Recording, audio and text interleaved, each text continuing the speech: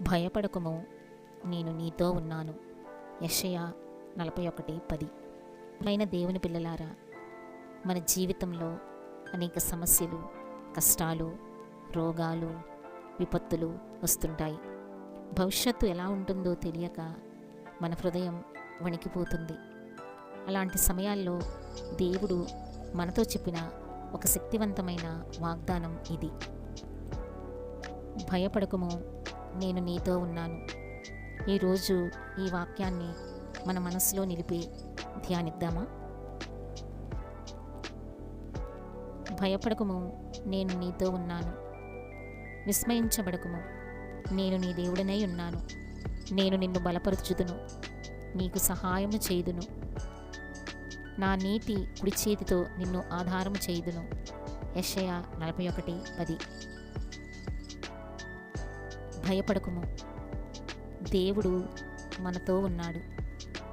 జీవితంలో చీకట్లు ఎంతగా ఉన్నా దేవుడు ప్రకాశం.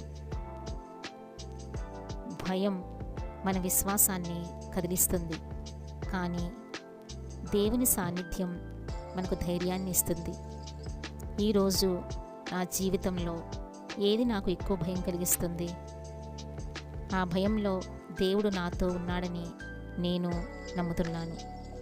ఒక్కసారి మనల్ని మనం పరిశీలించుకుందామా?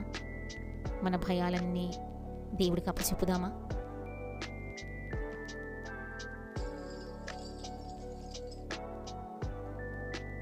కళ్ళు మూసుకొని కాసేపు ధ్యానం చేస్తూ ఒక్కొక్క భయాన్ని గుర్తు చేసుకుంటూ ఆ భయాన్ని దేవుడి పాదాల దగ్గర వదిలేద్దామా?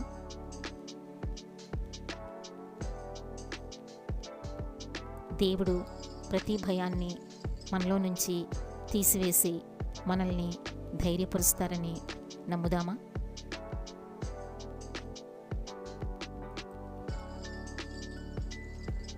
విస్మయించబడకుము, దేవుడు మన రక్షకుడు.